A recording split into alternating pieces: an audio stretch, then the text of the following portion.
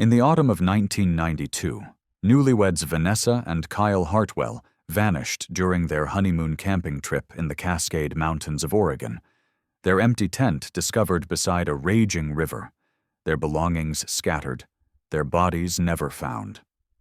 The case was ruled a tragic double drowning, leaving their families shattered and a small mountain town forever haunted by the loss. But 32 years later, a routine estate sale in a quiet suburb of Phoenix, Arizona, uncovers a photograph that sends shockwaves through the cold case files, a picture of a couple who look impossibly, unmistakably like the Hartwells, alive and well, dated 15 years after they supposedly died. Now, retired detective Marcus Webb must unravel the most disturbing question of his career. If they're alive, who's been living in their skin? And what horror drove them to abandon everything they knew? If you're fascinated by mysteries that refuse to stay buried, subscribe and follow this investigation into the darkness of deception. The photograph sat in a cardboard box marked "Free" on the driveway of 2847 Saguaro Lane, Phoenix, Arizona. It was a Tuesday morning in late September 2024, unseasonably cool for the desert, and the estate sale had drawn the usual crowd of bargain hunters and antique collectors picking through the remnants of a stranger's life. Margaret Chen had stopped because she collected vintage cameras, and the box contained a battered Polaroid one-step from the 1990s. She almost missed the photograph entirely. It had slipped between the camera's cracked leather case and the bottom of the box. When she pulled it free, she found herself staring at an image that made her pause mid-reach for her wallet. The photograph showed a couple seated at an outdoor cafe, palm trees visible in the background, bright sunshine washing out the colors to that distinctive, faded quality of old instant film. The man had dark hair graying at the temples, a lean face with prominent cheekbones, and eyes that seemed to look past the camera rather than at it. The woman beside him had auburn hair pulled back in a loose braid, delicate features, and a smile that didn't quite reach her eyes. They both wore casual clothing, the man in a simple button-down shirt, the woman in a sundress with thin straps. What caught Margaret's attention wasn't the subjects themselves, but the handwriting on the white border beneath the image. Someone had written in blue ink, V&K, Playa del Carmen, April 2007. Margaret Chen worked as a paralegal for a law firm that specialized in insurance fraud. She had a memory for faces, particularly faces connected to unsolved cases that her firm had researched over the years. The Hartwell disappearance had been one of those cases, a double life insurance payout that the company had contested for years before finally settling with the families. She remembered because the case file had included wedding photos of the missing couple, images of two young people radiating happiness just weeks before they vanished. The resemblance was striking. Unsettling, even. She purchased the camera for $5, taking the photograph with it. That evening, seated at her kitchen table with her laptop open, she searched for the old news articles she half remembered. It took less than 20 minutes to find them. Newlyweds presumed dead after Cascade River tragedy. Search for missing couple yields no bodies. Hartwell family offers $50,000 reward for information. The wedding photo loaded on her screen. Vanessa Hartwell née Cooper, 24 years old, auburn hair, delicate features. Kyle Hartwell, 26, dark hair, prominent cheekbones, intense eyes. The similarities to the couple in the Polaroid made her hand tremble slightly as she reached for her phone. By midnight, she had called the tip line for the Oregon State Police. By morning, the photograph was on its way to the cold case unit in Portland. By the end of the week, it had landed on the desk of Marcus Webb, the original lead detective on the Hartwell case, who had retired 3 years earlier and thought he'd never hear that name again. When Marcus opened the evidence envelope and saw the photograph, he felt something shift in his chest. Not quite recognition, not quite disbelief, but something in between. A sensation like vertigo, as if the ground beneath his understanding of the past had suddenly revealed itself to be nothing more than a thin sheet of ice over dark water. He had attended their memorial service in October 1992. He had watched Vanessa's mother collapse in grief. He had delivered the news to Kyle's father that the search had been suspended. For 32 years, he had carried the weight of their disappearance as one of the few failures in an otherwise distinguished career. And now this. Marcus set the photograph on his desk and stared at it for a long time, his mind already beginning the process he knew too well, cataloging details, forming questions, constructing theories. If this was really them, if they had somehow survived and chosen to disappear, then everything he thought he knew about that September weekend in 1992 was a lie. More disturbing still was the handwriting on the photograph. Those initials, V and K, written casually, as if the person holding the camera knew exactly who these people were and saw no reason to hide it. He picked up his phone and dialed a number he hadn't called in 3 years. Portland PD, Cold Case Unit, this is Detective Sarah Vance. Sarah, it's Marcus Webb. I need to talk to you about the Hartwell case. There was a pause on the other end of the line, then a sharp intake of breath. The photograph. You've seen it. I'm looking at it right now. Tell me I'm not losing my mind. You're not losing your mind, Marcus. But I think we might need to reopen a case we all thought was closed. He hung up and turned back to the photograph, studying the faces of 2 people who had supposedly died 32 years ago. Behind them in the image, barely visible in the sun-washed background, was a sign he hadn't noticed at first. He retrieved a magnifying glass from his desk drawer and held it over the Polaroid. The sign read, Playa Paraíso Beach Club. Marcus opened his laptop and began to type. Marcus Webb's home office occupied what had once been a guest bedroom in his modest ranch-style house on the outskirts of Portland. The walls were lined with filing cabinets containing copies of case files he'd accumulated over 30 years with the Oregon State Police, each one representing a piece of someone's tragedy that he'd tried, and sometimes failed, to resolve.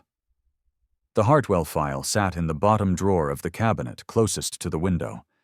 He'd always kept his unresolved cases within reach, as if proximity might somehow inspire breakthrough. Now, at 62 years old, with 3 years of retirement behind him, Marcus found himself pulling that file for the first time since his last day on the job. The folder was thick, stuffed with witness statements, search and rescue reports, photographs of the campsite, and the increasingly desperate updates from the investigation's first weeks. He spread the contents across his desk in the late afternoon light, the September sun casting long shadows across the documents. The case had begun on September 19, 1992. Marcus had been a detective for only 5 years then, still learning to navigate the politics of the department while trying to prove himself capable of handling major investigations. When the call came in about a missing couple at Whispering Pines campground, he'd driven the 2 hours to the site with his partner, a veteran detective named Robert Crane, who had retired and died within a year of leaving the force. Marcus picked up a photograph of the campsite as it had been found. The tent was still standing, its entrance flap hanging open. A camping stove sat beside a log where someone had clearly been preparing a meal. A pot contained the congealed remains of what appeared to be chili. 2 camping chairs faced the river, which Marcus remembered as a powerful, cold torrent fed by late-summer snowmelt from higher elevations. Personal items had been discovered scattered along the riverbank downstream from the camp. A woman's hiking boot wedged between rocks, a waterlogged backpack containing clothing, a camera with ruined film still inside. Everything suggested a terrible accident. Perhaps the couple had been walking along the bank, lost their footing, been swept into the current that was known to be treacherous in that season. but they had never found bodies. Marcus had coordinated search and rescue teams for 2 weeks, deploying divers to check the deeper pools, having teams walk every accessible mile of riverbank downstream, even bringing in cadaver dogs. Nothing. The official conclusion had been that the bodies were likely trapped beneath submerged logs or had been carried far enough downstream that they'd entered the Columbia River system, where they could have ended up anywhere, including the ocean. The families had held a memorial service 6 weeks after the disappearance. Marcus had attended, watching 2 sets of parents grieve for children who existed in that horrible limbo between missing and confirmed dead. Vanessa's mother, Patricia Cooper, had asked him if there was any chance they might still be alive, lost in the wilderness perhaps, and Marcus had been forced to tell her that after 2 weeks with no contact, no sightings, and temperatures dropping into the 30s at night, survival was statistically impossible. He had believed that then. The evidence had supported it. Everything had made sense in a tragic, terrible way. Now, 32 years later, he held a photograph that suggested he had been catastrophically wrong. Marcus placed the Polaroid beside the wedding photo from the case file. The wedding photo showed Vanessa and Kyle on the steps of a small church, confetti in the air around them, their faces radiant with the particular joy of young people who believe the future belongs to them. The Polaroid showed older versions of the same faces, or faces so similar that denying the resemblance required willful blindness. He began making notes in the leather journal he'd carried throughout his career, the same ritual that had helped him organize his thoughts on hundreds of cases. Questions. If V&K Hartwell survived, was the campsite staged? Who benefits from their disappearance? Life insurance payouts. How much? To whom? Why surface in photograph 15 years later? Carelessness or intentional? Who took the photo? Who owned the camera? The last question was crucial.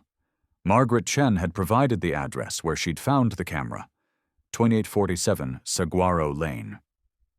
The estate sale had been for a deceased resident named Dolores Kemp, age 73, who had died of heart failure with no immediate family. Marcus had already requested the Phoenix Police Department run a background check on Kemp and determine if there was any connection to the Hartwells. His phone buzzed. A text from Sarah Vance. "Can you come to Portland PD tomorrow? Need to discuss the case in person." 10 a.m.? Marcus typed back. "I'll be there." He spent the next several hours reviewing the original case file, making notes about details that might take on new significance if the Hartwells had deliberately staged their disappearance. The tent had been zipped shut when rangers found it. The camping stove had been turned off. These were small details that had seemed like routine caution at the time. Perhaps they'd left the camp for a walk before cleaning up dinner, but now Marcus found himself questioning whether someone staging a scene would remember such details. There had been one peculiar aspect of the investigation that had never been fully explained. A witness, a fellow camper at a site 3 miles downstream, had reported seeing a dark blue van parked on a service road near the river on the night the Hartwells allegedly disappeared. The van had been there for only about 20 minutes, according to the witness, and had left traveling away from the campground. At the time, Marcus had investigated whether it might have been someone dumping trash or a couple seeking privacy, but he'd never identified the vehicle or its occupants. Now he wondered if that van had been an escape route. The light outside had faded to dusk. Marcus switched on his desk lamp and pulled out another file, one he'd compiled on the Hartwell families during the original investigation. Vanessa had come from a middle-class background in Portland, her father a dentist, her mother a part-time librarian. They had seemed genuinely devastated by their daughter's disappearance. Kyle's family had been more affluent, his father a successful commercial real estate developer in Seattle. The relationship between Kyle and his father had apparently been strained, though Marcus had never fully explored why. It hadn't seemed relevant to an accidental drowning. He made a note to re-interview both families, though he dreaded the conversation. How do you tell parents who have spent 3 decades grieving that their children might have chosen to abandon them? His phone rang. The caller ID showed a Phoenix area code. Marcus Webb. Detective Webb, this is Officer Linda Morales, Phoenix PD. I'm following up on your inquiry about the Dolores Kemp estate. Thank you for getting back to me. What did you find? Ms. Kemp lived alone. No children, never married according to records. She worked as a nurse at Phoenix General Hospital until her retirement in 2015. Pretty unremarkable life, actually. But there was something interesting in her financial records. Marcus felt his pulse quicken. Go on. She received regular wire transfers, monthly deposits of $1,500, going back to June 2007. The transfers came from an offshore account in the Cayman Islands. They stopped in December 2019. Did you trace the source? We tried. The account was closed in 2019, and the bank isn't being cooperative without a warrant. But Detective Webb, those transfers total over $200,000 over 12 years. That's a lot of money for a retired nurse with no obvious wealthy relatives or connections. Marcus wrote down the dates. June 2007, just 2 months after the date on the Polaroid photograph. Officer Morales, I need you to send me everything you have on Dolores Kemp. Employment history, addresses, any travel records you can access. This woman might be connected to a 32-year-old missing persons case. Will do. Should I flag this as part of an active investigation? Yes. And officer, be discreet. If there are people connected to this who think they've gotten away with something for 3 decades, I don't want to spook them. After hanging up, Marcus stood and walked to the window. His backyard was dark now, the neighbors' lights visible through the trees that bordered his property. He thought about Vanessa and Kyle Hartwell, wherever they were, whether they were even still alive. If they had faked their deaths, they had committed fraud, caused immeasurable pain to their families, and potentially cost insurance companies hundreds of thousands of dollars. But more than that, they had made him, and every other investigator who had worked the case, look like fools. Marcus returned to his desk and opened his laptop. He pulled up booking sites for flights to Phoenix. If Dolores Kemp was the connection, then the answers began in Arizona. Before he could second-guess himself, he booked a ticket for the following week. The Portland Police Bureau's cold case unit occupied a corner of the 3rd floor in the Justice Center building downtown, a space that always smelled faintly of old paper and the bitter coffee that sustained its small team of detectives. Marcus arrived at 9:45 the next morning, signing in at the visitor's desk and receiving a temporary badge that felt strange after years of carrying permanent credentials. Detective Sarah Vance met him at the elevator. She was 42, sharp-featured, with dark hair pulled back in a severe bun that emphasized her no-nonsense demeanor. Marcus had mentored her early in her career, and when he retired, she'd taken over several of his cold cases, including periodic reviews of the Hartwell disappearance. You look like you didn't sleep, she observed as they walked toward the conference room. I didn't. Spent most of the night going through the original file. Marcus followed her into a room where another detective was already waiting, a younger man Marcus didn't recognize. Marcus Webb, this is Detective James Park. He's been helping me with the preliminary work on this. Park stood and shook Marcus's hand. I've heard a lot about you, sir. Sarah says you're the reason she became a detective. Don't blame me for that, Marcus replied with a tired smile. He settled into a chair while Sarah spread documents across the conference table. Here's what we've established so far, Sarah began, pointing to a timeline she'd created. September 19, 1992, Kyle and Vanessa Hartwell reported missing from Whispering Pines campground. Search conducted, no bodies recovered. Memorial service held October 31st, 1992. Life insurance claims filed November 1992, paid out in April 1993 after the required waiting period for missing persons presumed dead. She tapped another section of the timeline. April 2007. Our photograph surfaces, allegedly taken in Playa del Carmen, Mexico. That's 15 years after their disappearance. June 2007. Wire transfers begin to Dolores Kemp in Phoenix, continuing for over 12 years. Marcus studied the timeline. What do we know about the life insurance? Detective Park pulled up a file on his tablet. 2 policies. Vanessa had a policy for $100,000 with her parents as beneficiaries. Kyle had a policy for $250,000. Beneficiary was his father, Richard Hartwell. Both policies were relatively new, purchased about 6 months before the wedding. That's not unusual for young couples, Marcus observed, though he made a note in his journal, especially if they were being responsible about planning for the future.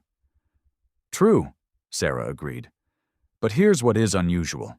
3 weeks before their honeymoon trip, Kyle increased his policy from $100,000 to $250,000. The insurance company questioned it during the claims process, but ultimately paid out. They noted in their file that Richard Hartwell was extremely persistent in pursuing the claim. Marcus felt something click in his mind. Did we ever establish what Kyle and Vanessa's financial situation was like before they disappeared? Park scrolled through his tablet. Both had student loans. Kyle had just started a job as a software engineer at a startup in Seattle, salary around $45,000. Vanessa was working as a graphic designer at a small firm in Portland, making about $32,000.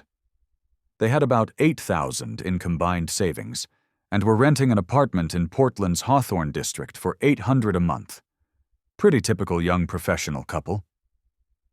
So not desperate for money, but not wealthy either, Marcus summarized. What about their families? Any financial issues there that might have motivated helping the kids fake their deaths? Sarah shook her head. Vanessa's parents were comfortable but not rich. Patricia Cooper inherited about $80,000 from her mother around 1990. But that was mostly absorbed into their retirement planning.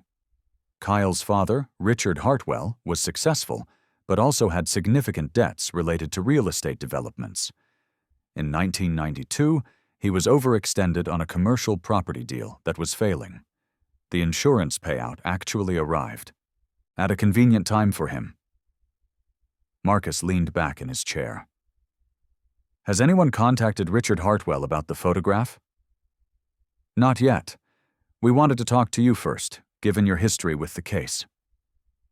Sarah pulled out the Polaroid in its evidence sleeve. Marcus, I need to ask you directly. Do you think this is really them? He took the photograph and studied it again in the fluorescent conference room lighting. The image quality was poor, degraded by time and the limitations of instant film. But certain features were difficult to dismiss. The specific curve of Vanessa's jaw, the distinctive spacing of Kyle's eyes, even their posture, and the way they sat together suggested a long-term couple comfortable in each other's presence. I think it's them, he said finally, or someone who looks remarkably similar. But Sarah, even if this photograph is legitimate, it doesn't prove they faked their deaths. It's possible they somehow survived the river, and for reasons we don't understand, chose not to come forward. For 32 years? Park sounded skeptical. Without ever contacting their families? That seems unlikely, I know. Marcus set the photograph down. But we need to investigate all possibilities. People don't just abandon their entire lives without powerful motivation. If they're alive, something made them desperate enough to disappear completely. Sarah pulled up another document. I've been looking into the camping trip itself. Did you know they changed their plans at the last minute? Marcus frowned. What do you mean? Originally, according to Vanessa's mother, they were supposed to go to the coast. Cannon Beach, I think. Vanessa had made reservations at a bed and breakfast, but 3 days before they left, they canceled the reservation and decided to go camping in the Cascades instead. Vanessa told her mother they wanted something more adventurous. Did we investigate that at the time? Briefly. It was in the file as background information, but nothing suggested it was significant. Young couples change plans all the time. But Marcus, what if they changed plans because they needed to be somewhere remote? Somewhere a disappearance would be believable. The implication settled over the room like a heavy blanket. If the Hartwells had deliberately chosen an isolated campsite near a dangerous river, it suggested premeditation. It suggested the entire tragedy had been calculated. We need to re-interview the families, Marcus said. Starting with Patricia Cooper and Richard Hartwell. I want to know if there was anything in the months leading up to the disappearance that seemed unusual in hindsight. Changes in behavior, sudden financial transactions, anything that might indicate planning. There's another angle we need to consider, Park interjected. If they faked their deaths, they needed help. New identities, a way to leave the country or at least get far enough away to start over, resources to live on until they could establish themselves. That takes money and connections. Dolores Kemp, Sarah said. She could have been the connection. A nurse with no family, no obvious ties to the Hartwells, receiving substantial payments from an offshore account starting just after they would have established themselves in Mexico. She could have helped them. Marcus nodded slowly. I'm flying to Phoenix next week to look into her background. There has to be something that connects her to the Hartwells. A relationship we missed, a meeting we didn't know about. People don't just randomly help strangers fake their deaths. Unless they're being paid, Park suggested. Even then, there's usually some prior connection.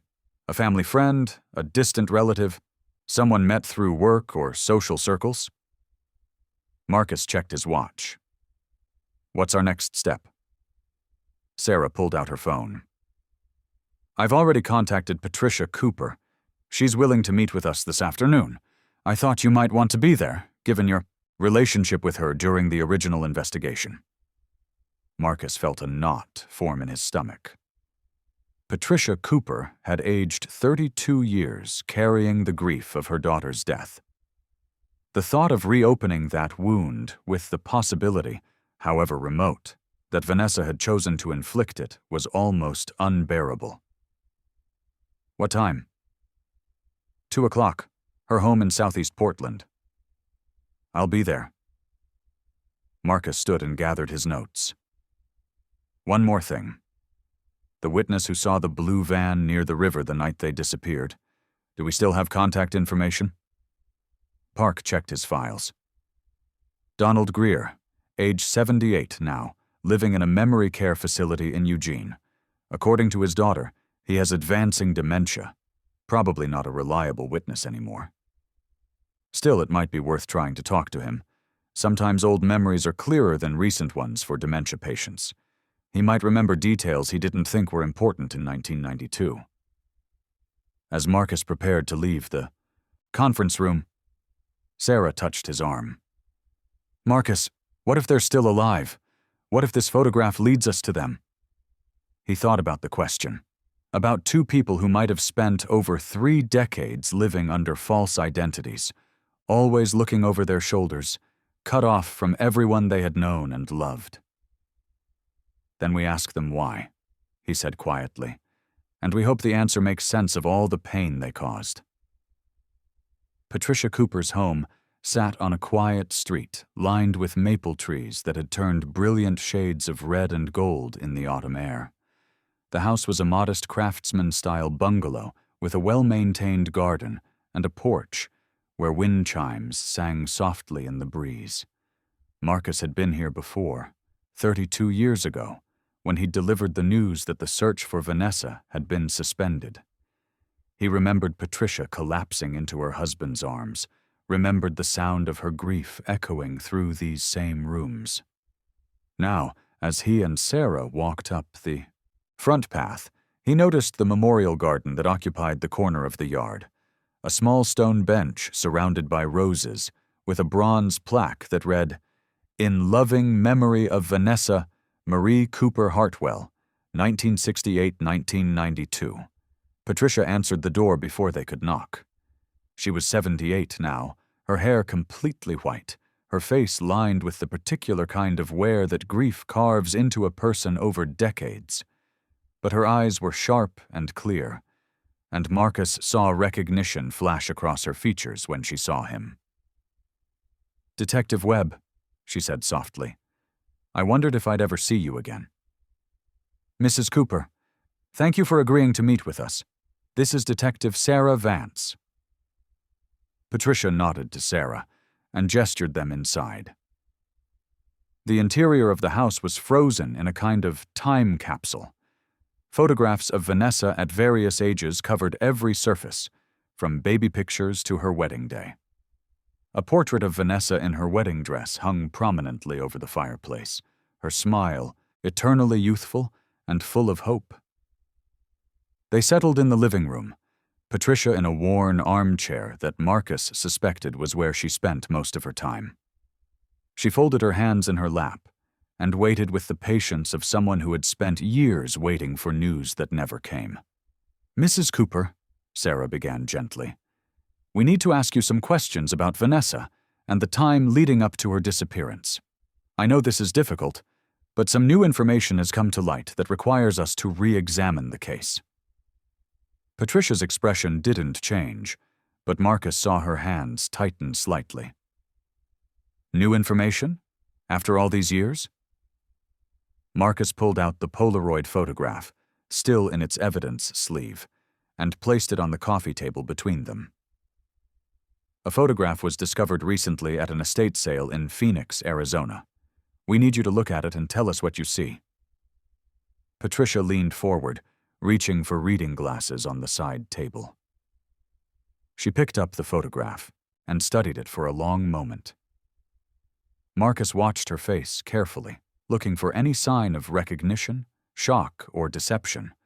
What he saw instead was confusion giving way to something that looked almost like pain. "This woman," Patricia said slowly, "she looks like my Vanessa. Older, but the resemblance is remarkable." Her eyes found Marcus's. "Who is she?" "We don't know for certain," Sarah replied. "But the photograph is labeled with initials V and K, dated April 2007, taken in Mexico. Mrs. Cooper, is there any possibility at all, that Vanessa could have survived that night at the river?" Patricia set the photograph down with trembling hands. "Vanessa is dead, Detective. I've known that in my bones for 32 years. If she were alive, she would never have let me suffer this way. Never." "People sometimes make choices we don't understand," Marcus said quietly. "Choices driven by circumstances we're not aware of. I need you to think back to the months before Vanessa and Kyle left for their camping trip. Was there anything unusual? Any changes in Vanessa's behavior? Any conversations that seemed strange in hindsight?" Patricia was silent for a long time, her gaze distant. When she spoke again, her voice had changed, become more uncertain. "There was something. I didn't think about it much at the time, but Vanessa and Kyle had a terrible fight about 2 weeks before the wedding." Sarah leaned forward. "Do you know what they fought about?"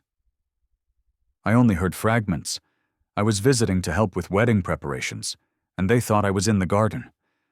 Kyle was saying something about his father, about not wanting to be like him, about refusing to be trapped. Vanessa was crying. She said something like, 'There has to be another way. We can't just run away from this.' I didn't understand what she meant, and when I came back inside, they both acted as if nothing had happened." Marcus felt his pulse quicken. "Did you ever ask Vanessa about it?" "I tried. She said they were just stressed about the wedding, about money, about starting their life together. I believed her because I wanted to believe her." Patricia's voice cracked slightly.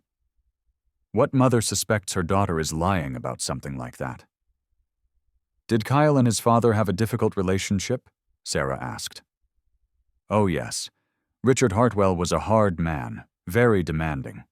Kyle told me once that his father saw him as an investment rather than a son. Everything had to have a return, a purpose. Richard wanted Kyle to join the family business, but Kyle wanted to work in computers. They barely spoke at the wedding reception.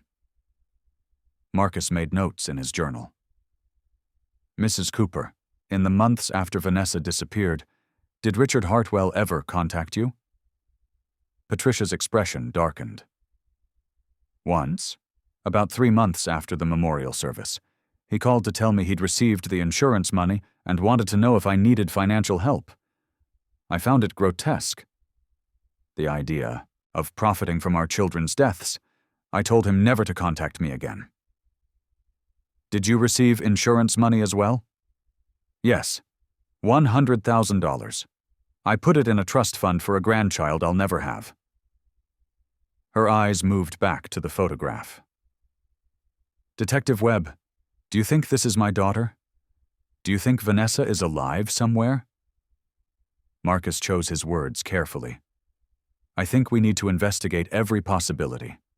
But Mrs. Cooper, I need you to be honest with me. If Vanessa had wanted to disappear, to start a new life somewhere, is there any reason she might have felt she needed to do that? Was she in trouble? Was she afraid of something or someone? Patricia shook her head slowly, but Marcus saw doubt in her eyes. Vanessa was a good person. She would never, but there was something. About a week before they left for the camping trip, she came to visit me alone. She seemed agitated, kept looking out the window as if she expected someone to arrive. She asked me if I would still love her if she did something I didn't understand, something that might hurt me but was necessary. What did you tell her? I told her I would always love her no matter what. I thought she was talking about moving to Seattle with Kyle, leaving Portland. I never imagined. Patricia's composure finally broke, tears streaming down her weathered face. Oh, God, what if she's been alive all this time? What if my daughter has been out there somewhere and I've been mourning a ghost? Sarah moved to sit beside Patricia, offering tissues and a gentle hand on her shoulder. Marcus gave them a moment before continuing. Mrs. Cooper, I need to ask you about someone named Dolores Kemp. Does that name mean anything to you? Patricia wiped her eyes and thought for a moment. No, I don't think so. Who is she? Someone who may be connected to this case. Did Vanessa ever mention planning to travel to Phoenix or Mexico? Did she have friends in those areas? Not that I knew of. Vanessa had never been out of the Pacific Northwest before her honeymoon. She'd talked about wanting to travel someday, but they couldn't afford it. Patricia looked at the photograph again, and this time, Marcus saw something shift in her expression. The woman in this picture, she's wearing a bracelet. May I see it more closely? Sarah handed her a magnifying glass they'd brought specifically for examining details. Patricia held it over the photograph, focusing on the woman's wrist. Vanessa had a bracelet exactly like this, a silver chain with a small dove charm. Her grandmother gave it to her when she was 16. She wore it constantly, even slept in it. She was wearing it at her wedding.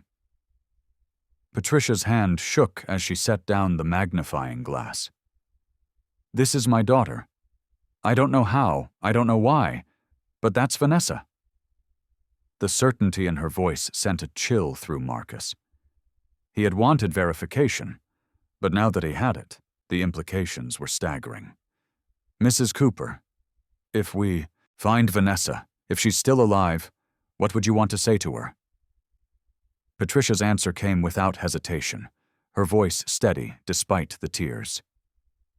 I would want to know why she let me grieve for 32 years, why she let me die inside every single day thinking she was gone.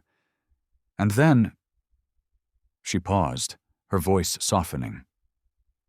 Then I would tell her I love her, and I would beg her to come home.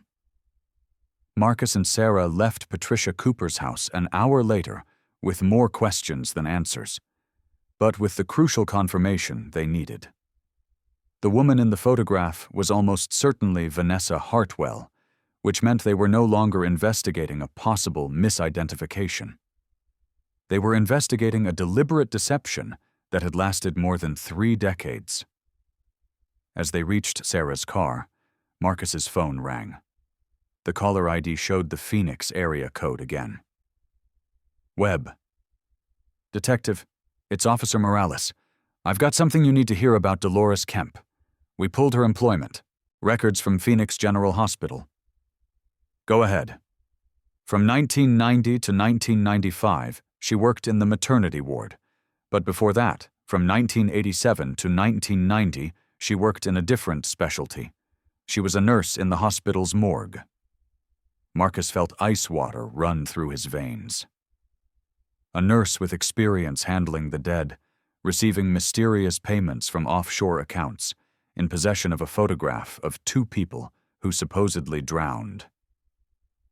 Officer Morales, I need you to pull every record you can find on Dolores Kemp's work in that morgue. Patient files, incident reports, anything that might show irregularities. Already on it, Detective. But there's one more thing. Kemp took a 3-week vacation in September 1992. According to her supervisor's notes, it was a last-minute request, and she went to the Pacific Northwest. September 1992, the month the Hartwells disappeared.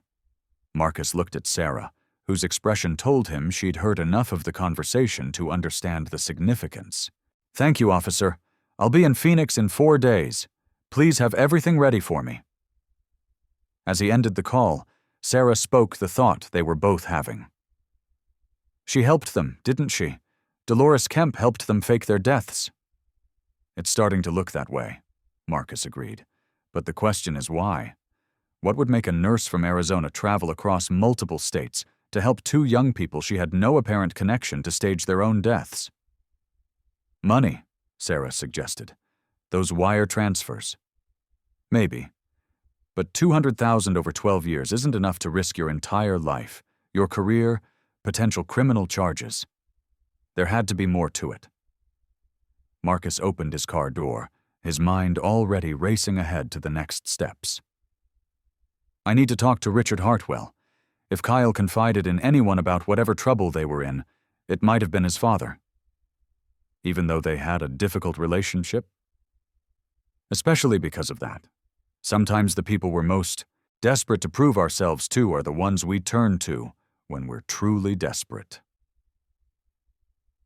Richard Hartwell's office occupied the top floor of a sleek glass building in downtown Seattle, with views of Elliott Bay and the Olympic Mountains beyond. Marcus had made the drive north the morning after meeting with Patricia Cooper, arriving just before his scheduled 2 o'clock appointment. The receptionist who greeted him was professionally courteous, but had the wariness of someone who screens visitors carefully for a man who values his privacy. Mr. Hartwell will see you now, she said after making a phone call. Please follow me. Richard Hartwell stood at the windows when Marcus entered, his back to the door. He was 81 now, but carried himself with the rigid posture of someone who refused to acknowledge the limitations of age. His silver hair was immaculately styled, his suit custom-tailored, his entire bearing radiating the kind of wealth that had been accumulated over decades of ruthless business decisions. Detective Webb, Hartwell said without turning. I was told you retired 3 years ago. I did, but I'm consulting on a case that's been reopened. The Hartwell case. It wasn't a question. Hartwell finally turned, and Marcus saw a face that had aged hard, deep lines around the mouth and eyes, a certain brittleness in the expression. My assistant mentioned you wanted to discuss my son. I assume something has happened to warrant disturbing a matter that was settled 32 years ago. Marcus took the seat Hartwell indicated, a leather chair positioned across from an imposing desk that was meticulously organized. Mr. Hartwell, I'd like to show you something. He placed the Polaroid photograph on the desk. Hartwell glanced at it, then looked away with what appeared to be dismissive disinterest. But Marcus had interrogated enough people over his career to recognize a tell. The slight tension in Hartwell's jaw, the way his fingers tightened almost imperceptibly on the armrest of his chair.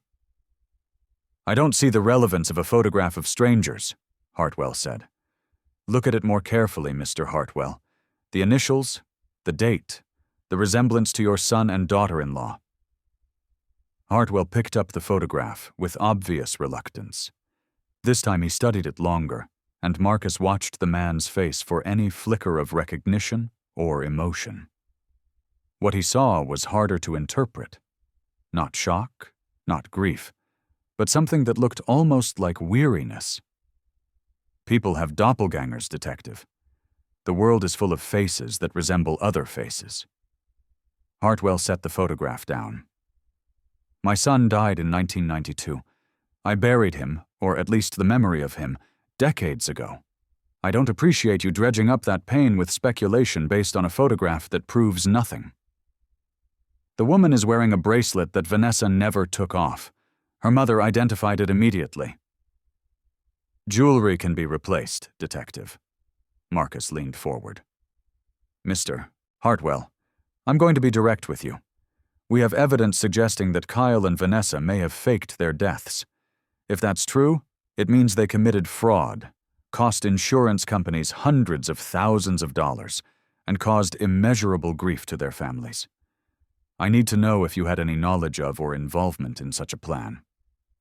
For a long moment, Hartwell simply stared at Marcus with eyes that revealed nothing. Then he stood and walked back to the window, his hands clasped behind his back in a posture that suggested a man accustomed to contemplating difficult decisions from great heights. "Kyle hated me," Hartwell said finally. "Did you know that, Detective? My own son looked at me with contempt from the time he was old enough to understand what I did for a living. He thought I was ruthless, immoral, that I valued money over people. He swore he would never be like me." "People often rebel against their parents in youth," Marcus observed. "This wasn't rebellion. This was fundamental disagreement about how to live in the world." Hartwell's voice had taken on a distant quality, as if he were speaking more to himself than to Marcus. "Kyle wanted to be good. He wanted to help people, to make the world better through technology and innovation. He was naive, idealistic, soft in ways that I knew would get him hurt." "Is that why you pushed him to join your business?" "I pushed him because I wanted him to understand reality. Money is power, Detective. Without it, all the idealism in the world amounts to nothing. I tried to teach him that, but he refused to learn." Hartwell turned back to face Marcus. "When he told me he was marrying Vanessa, I offered to set him up in a position at my company. Good salary, benefits, a clear path to partnership. He turned me down, said he'd rather struggle on his own than compromise his principles." "That must have been difficult for you." "It was infuriating." Hartwell's voice had hardened. "Here I was, offering him everything I'd built, everything I'd sacrificed to create, and he threw it back in my face. We had a terrible argument about it 3 months before his wedding. I told him that pride was a luxury he couldn't afford, that he needed to think about his future wife, about the family he might have someday. He told me that some things were more important than money." Marcus made notes, his mind working to fit these pieces into the larger puzzle. "Mr. Hartwell, did Kyle ever come to you asking for help? Financial help or any other kind?" Hartwell returned to his desk and sat down heavily, suddenly looking every one of his 81 years. 6 weeks before the camping trip, Kyle called me. It was late at night, around 11 o'clock. He sounded desperate. He said he'd made a terrible mistake and needed my advice. I told him to come to Seattle, that we could talk in person, but he refused. He wanted to discuss it over the phone. "What was the mistake?"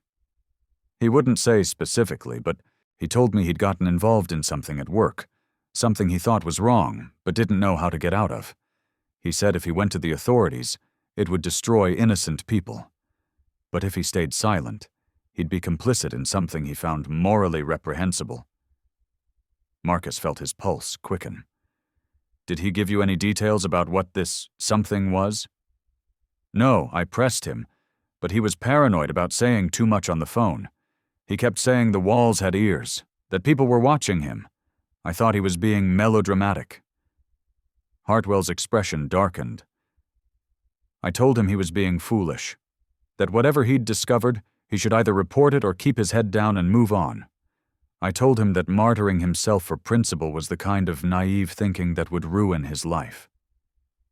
What was his response? He hung up on me. That was the last conversation I ever had with my son.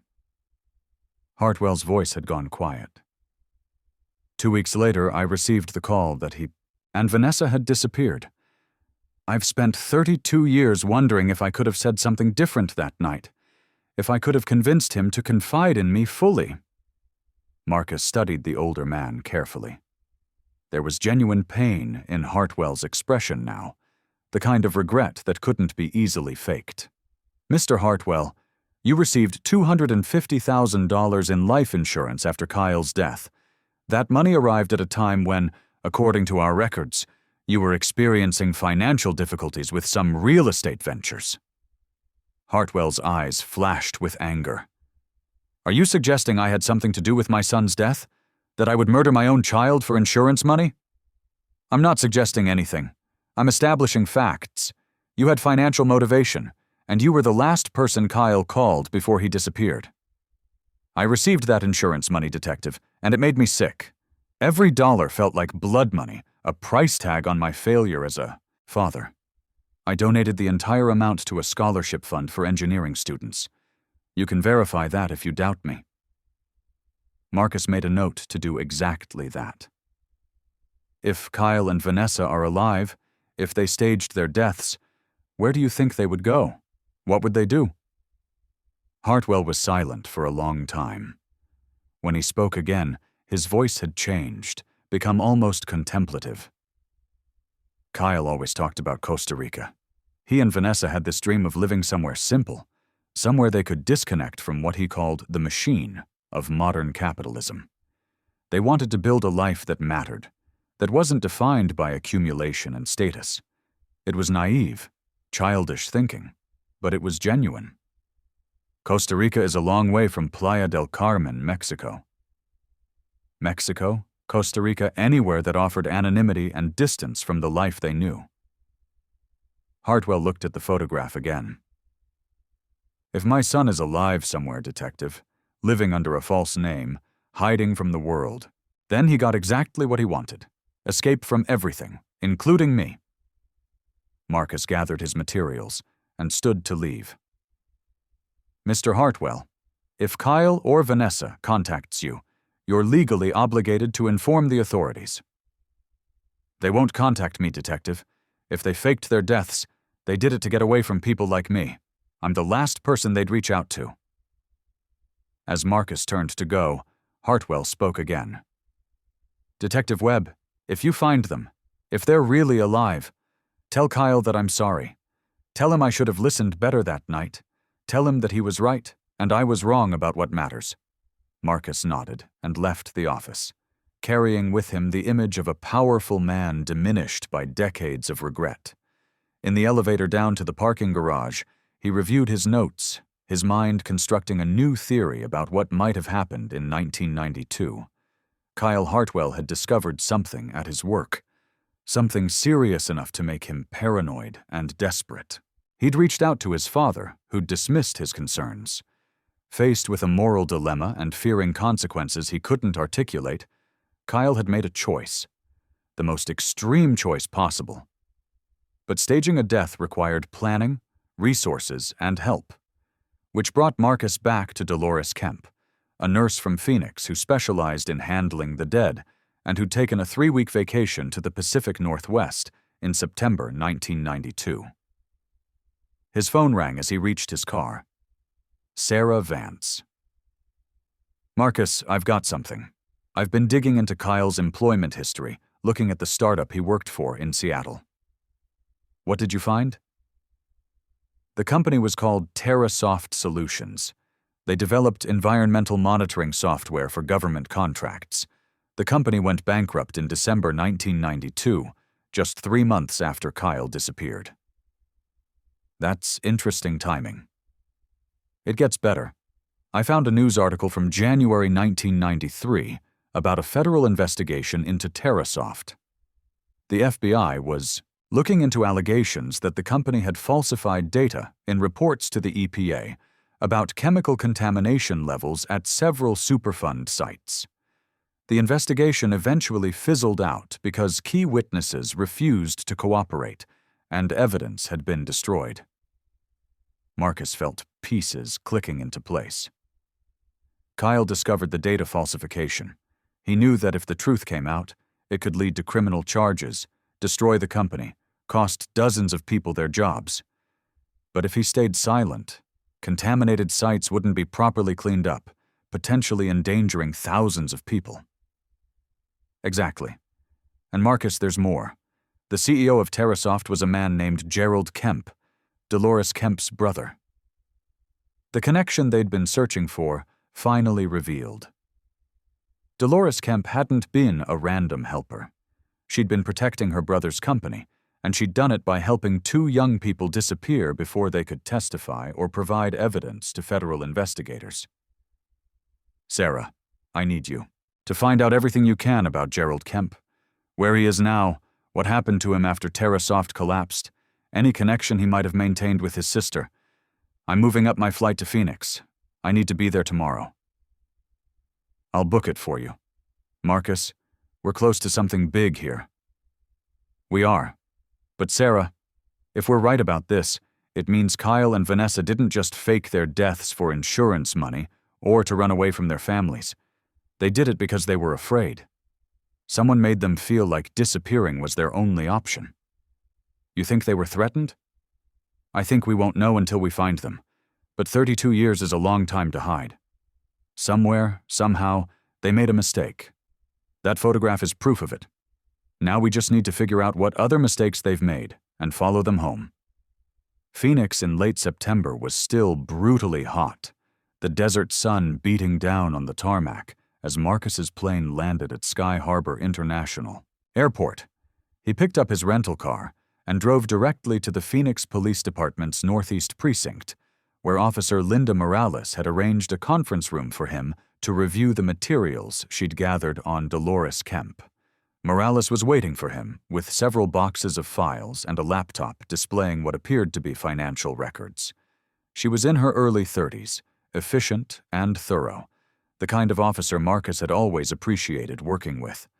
Detective Webb, everything we could pull on Dolores Kemp is here. I've also got Gerald Kemp's files. Your colleague, Detective Vance, sent over the TerraSoft connection, so I expanded the investigation to include him. Marcus settled into a chair and accepted the coffee she offered. Give me the overview first. What stands out? Morales pulled up a timeline on her laptop. Dolores Kemp was born in 1951 in Tacoma, Washington. She had 1 sibling, Gerald, born in 1949. Their parents died in a car accident in 1970, leaving both kids some insurance money, about $30,000 each, significant for that time. Dolores used hers to go to nursing school. Gerald used his to start his first business venture. What kind of business? Medical waste disposal. He had a contract with several hospitals in the Seattle area. The business did well for about 5 years, then went bankrupt in 1976 amid allegations of improper disposal practices. Gerald managed to avoid criminal charges, but the business was dissolved, and he disappeared from Washington state records for about 8 years. Marcus made notes. And Dolores? She became an RN in 1974, worked at various hospitals in Washington until 1987, when she relocated to Phoenix. That's when she started working at Phoenix General, first in the morgue, then later in maternity. She lived modestly, never married, no close friends that we can identify. She attended a Catholic church regularly, but wasn't involved in any social groups. What about contact with her brother during those years? Morales pulled up another document. That's where it gets interesting. We pulled Dolores's phone records going back as far as we could.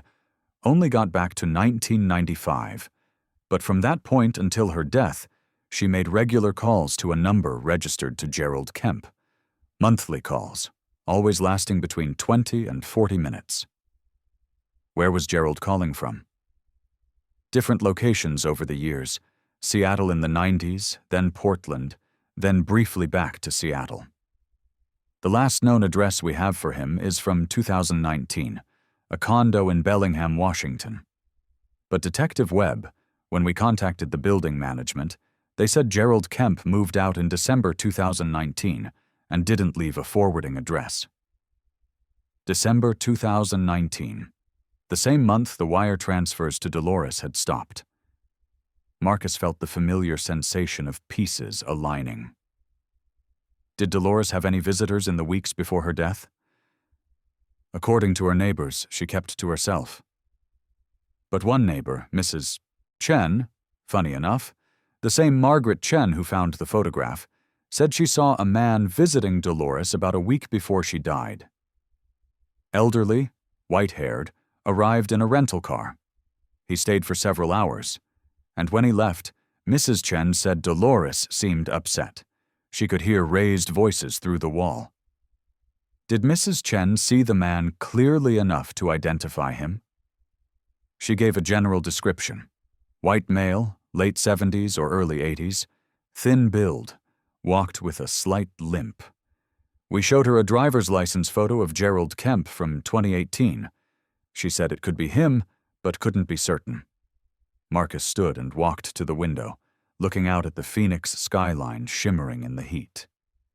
Gerald Kemp had visited his sister shortly before her death. The wire transfers had stopped. Something had happened in late 2019, something that had disrupted an arrangement that had been running smoothly for over a decade. Officer Morales, I need you to pull every financial record you can access for Gerald Kemp.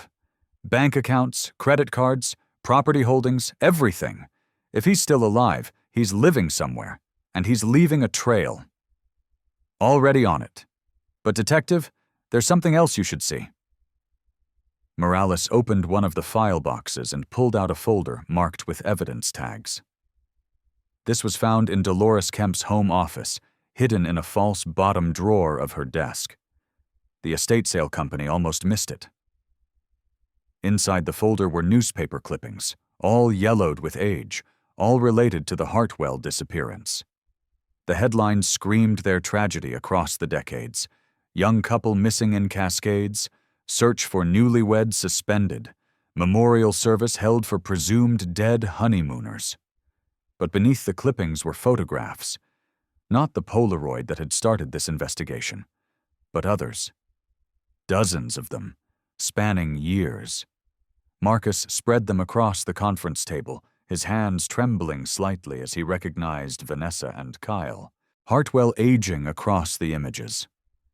The photographs showed them in various locations: a beach sunset, a marketplace crowded with vendors, a small house with tropical plants in the yard, inside what appeared to be a modest restaurant or cafe. In every image, they looked different from their 1992 selves, older, obviously, but also altered in subtler ways. Different hairstyles, different fashion choices, the kind of deliberate changes people make when trying to blend into a new environment. These were all mixed together? Marcus asked. No. They were organized chronologically in an album. The earliest ones look like they're from the mid-90s. The most recent appears to be from around 2015. Marcus examined the most recent photograph. It showed Vanessa and Kyle seated on a terrace overlooking what appeared to be a colonial town square, white buildings with red tile roofs visible in the background. Vanessa's hair was shorter and darker than in the earlier images, streaked with gray. Kyle wore glasses he hadn't needed in his youth. They looked comfortable, settled, like people who had found their place in the world. Dolores was tracking them, Marcus said quietly. For 23 years, she kept tabs on where they were, what they looked like. This wasn't just about helping them disappear and forgetting about them. She maintained contact. Morales pointed to the back of one photograph. Some of them have notes on the back, dates, locations. This one says, San Miguel de Allende, November 2015. That's in Mexico, in the Central Highlands. San Miguel de Allende. Marcus pulled out his phone and searched for the location. It was a colonial town popular with American and Canadian expatriates, known for its art scene, mild climate, and large English-speaking community. Exactly the kind of place where two Americans with false identities could blend in comfortably. "We need to find out if they're still there," Marcus said. "Contact the U.S. Embassy in Mexico City. See if they have any records of American expatriates matching the Hartwells' descriptions living in San Miguel de Allende. And get me everything you can on the expatriate community there, organizations, social clubs, anywhere Americans might register or interact." That could be hundreds of people, Detective. Then we narrow it down. The Hartwells would need to work or have income. They'd need housing. They might have maintained some contact with the outside world. Email accounts, social media under false names, anything that could give us a digital footprint. Marcus spent the next 4 hours going through every document in Dolores Kemp's files. He found bank statements showing the regular wire transfers, along with handwritten ledgers where Dolores had meticulously recorded each payment. But more revealing were the letters. They were stored in a separate box, tied with string, organized by year. Marcus untied the first bundle and began reading, his coffee growing cold beside him as he immersed himself in a correspondence that spanned decades. The earliest letter was dated March 1993, written in neat handwriting on plain paper with no return address. "Dear D, we are settling in, though the transition has been harder than we anticipated. V struggles with the isolation, with knowing that everyone we loved believes we are dead. I remind her that we had no choice, that what we discovered left us no safe alternative. Your brother made his position clear. Cooperate or face consequences we could not survive. The money you sent arrived safely. We are living simply, as we must, but we are alive and together. That will have to be enough. Please destroy this letter after reading, as we discussed. The less evidence that exists of our connection, the safer we all remain." Marcus read the letter 3 times, his mind cataloging every implication. Gerald Kemp had threatened them. The decision to disappear hadn't been entirely voluntary. It had been coerced. Kyle and Vanessa had discovered something dangerous enough that Gerald felt his only option was to eliminate them, not through murder, but through erasure. The subsequent letters painted a picture of 2 people trying to build a life in exile. They spoke of learning Spanish, of finding work, teaching English, of the small joys and large sorrows of living in permanent hiding. Vanessa's homesickness bled through every mention of her mother. Kyle's guilt manifested in repeated justifications for their choice. A letter from 2001 mentioned a close call. Someone who had known them in their previous life had visited their town, and they'd spent 2 weeks hiding until the person left. A letter from 2007 described their move from coastal Mexico to the interior, seeking a more permanent community.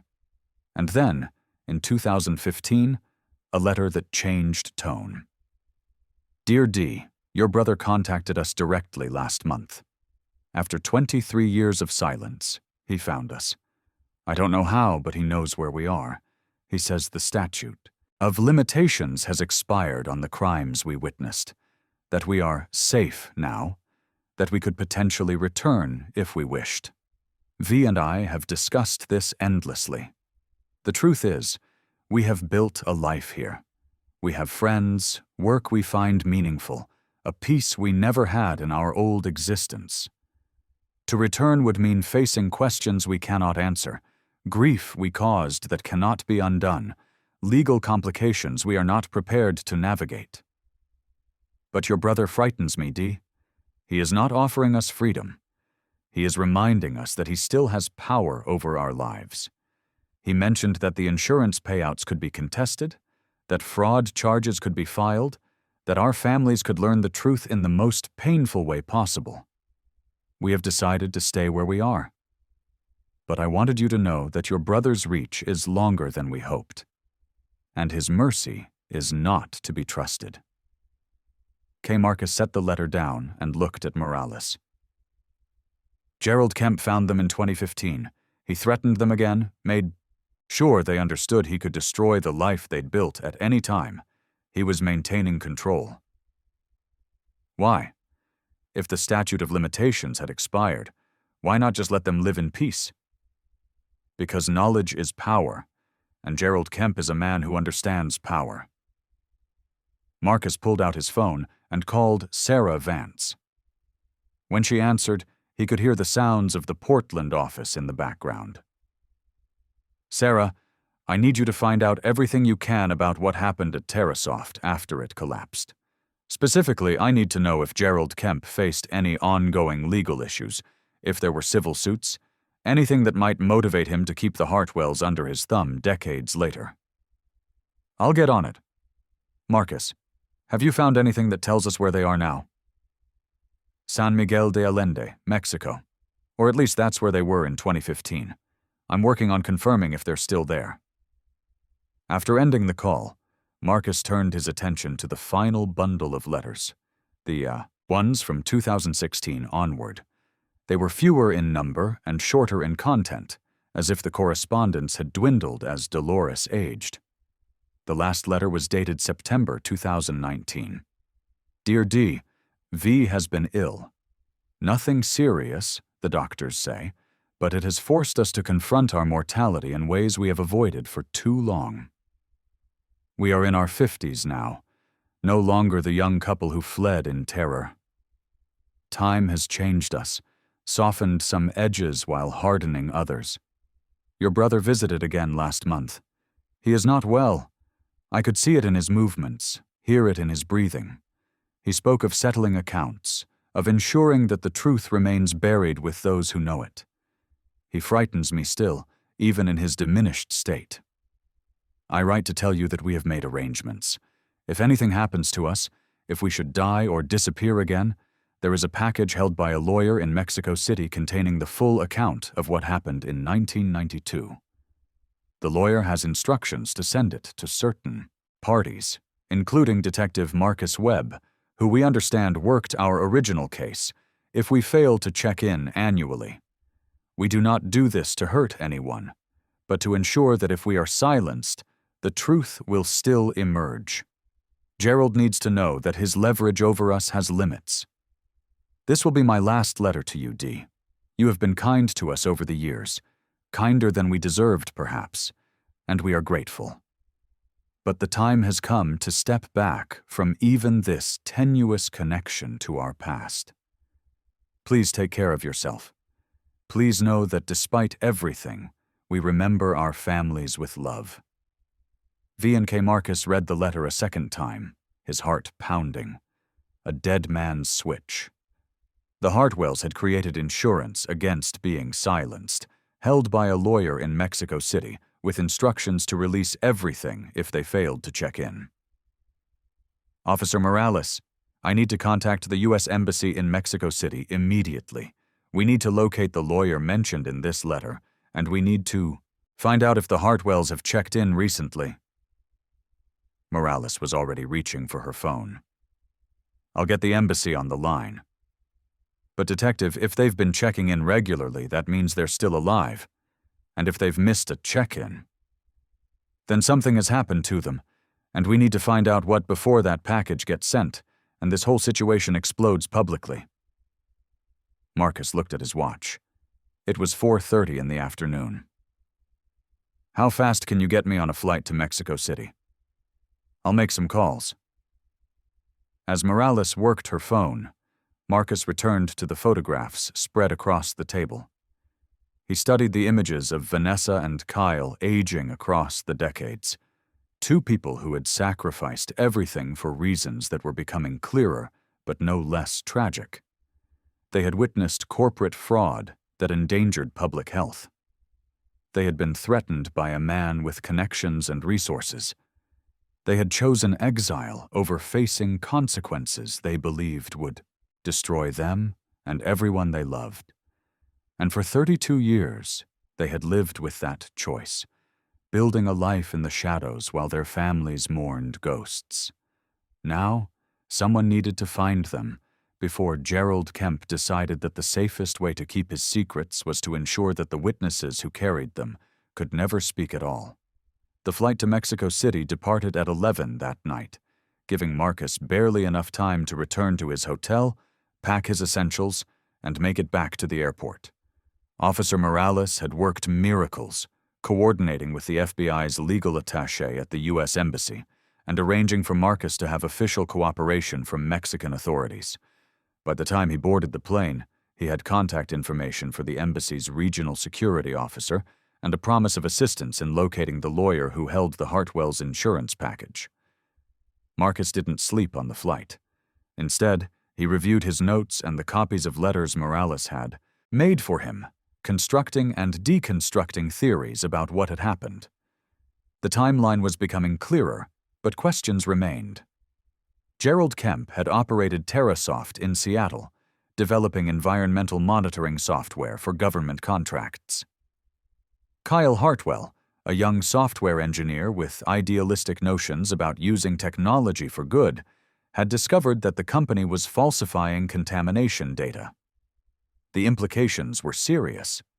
Superfund sites that should have been flagged for extensive cleanup were being certified as safe, potentially exposing communities to dangerous levels of toxic chemicals. Kyle had confided in his father, who'd told him to either report it or keep quiet. But before Kyle could decide, Gerald had discovered the leak. The threats must have been explicit and terrifying. Cooperate in your own disappearance or face consequences that would destroy not just Kyle, but Vanessa and possibly their families. Dolores Kemp, Gerald's sister, had the expertise to help them. A nurse who worked in a morgue would know how to make bodies difficult to identify, would understand the systems and procedures that could be exploited. She had traveled to Oregon in September 1992, likely bringing supplies or assistance that helped stage the campsite scene convincingly. The Hartwells had fled to Mexico, probably with false identification that Dolores or Gerald had provided. They'd lived quietly for decades, teaching English, integrating into the expatriate community, always aware that one wrong move could bring their past crashing back. But what had happened recently to disturb that equilibrium? Gerald's visit in 2015 suggested he'd tracked them down, perhaps to ensure their continued silence as old legal troubles resurfaced. Dolores's death in 2024 had severed one connection to their past. And now Marcus was racing to Mexico to find them before something else happened. The plane landed in Mexico City at 4 a.m. Marcus cleared customs and was met by a young man in a suit who identified himself as Special Agent David Torres, FBI legal attaché. "Detective Webb, I have a car waiting. I understand you need to locate a lawyer who may be holding sensitive documents?" "That's right. The lawyer's identity is unknown, but based on the letter I found, they should be located in Mexico City and should have instructions to release a package if 2 specific individuals fail to check in annually." Torres led him to a black SUV with diplomatic plates. "That's going to be challenging without more information. Mexico City has thousands of lawyers.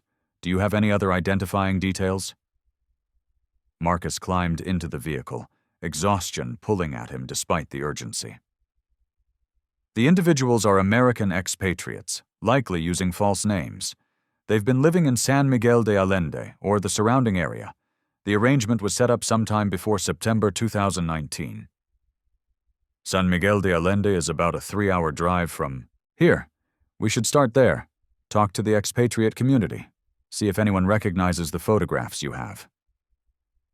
Marcus pulled out copies of the most recent images of the Hartwells. "These are from 2015. They'll be older now, but the facial structure should be similar.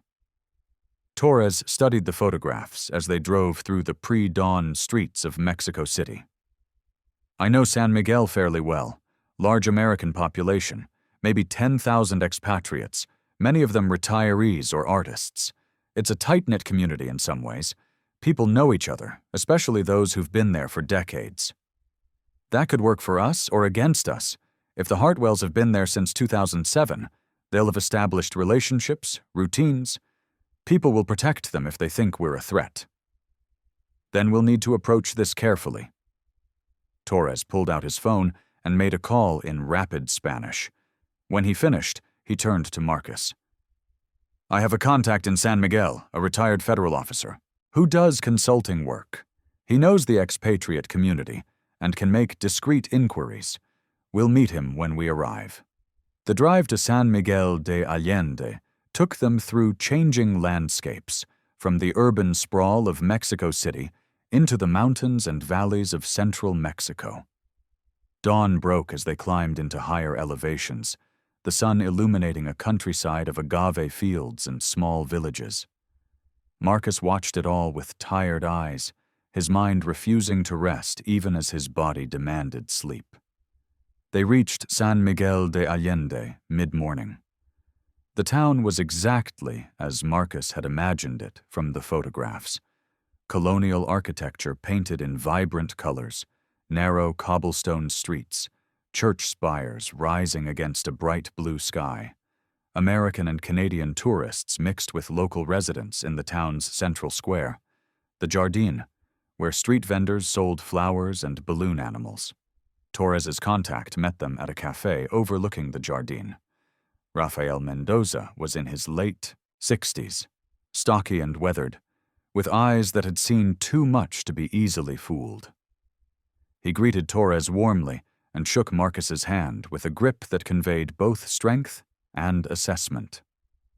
So, you're looking for Americans who don't want to be found, Mendoza said in lightly accented English once they'd ordered coffee. This town has many such people, some running from debts, some from broken marriages, some from versions of themselves they no longer wish to be. Marcus showed him the photographs. These two have been here since at least 2007, possibly earlier. They would be in their 50s now, likely teaching English or doing some kind of work in the expatriate community.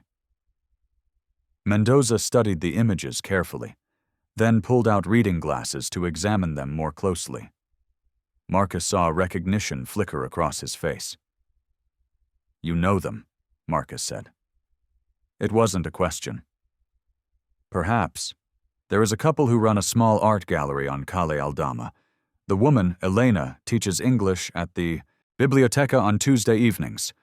The man, Martin, does computer repair work. They have been here many years, keep to themselves but are well-liked. They look something like these photographs, allowing for age. Marcus felt electricity run through his exhaustion. Can you take us there?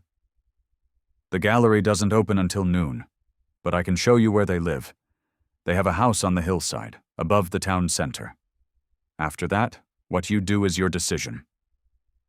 They walked through the narrow streets, climbing gradually until the colonial center gave way to quieter residential areas with views over the town and the surrounding valley. Mendoza stopped in front of a modest house painted ochre yellow, with a small garden of succulents and a terrace overlooking the town. This is it. I have seen them many times, working in their garden, walking to town. They are quiet people, kind people. I hope whatever you want with them is just. Justice isn't always kind, Marcus replied. But it's necessary. Torres and Mendoza stayed back as Marcus approached the house. A wrought iron gate led to a small courtyard with potted plants and a stone fountain. Marcus took a deep breath and knocked on the wooden door. For a long moment, there was no response. Then he heard footsteps, and the door opened to reveal a woman in her 50s with dark hair streaked with gray, delicate features, and eyes that Marcus recognized instantly from dozens of photographs spanning decades. Vanessa Hartwell stood in the doorway, very much alive, and the expression that crossed her face when she saw Marcus was one of recognition and resignation, as if she had been waiting 32 years for this moment.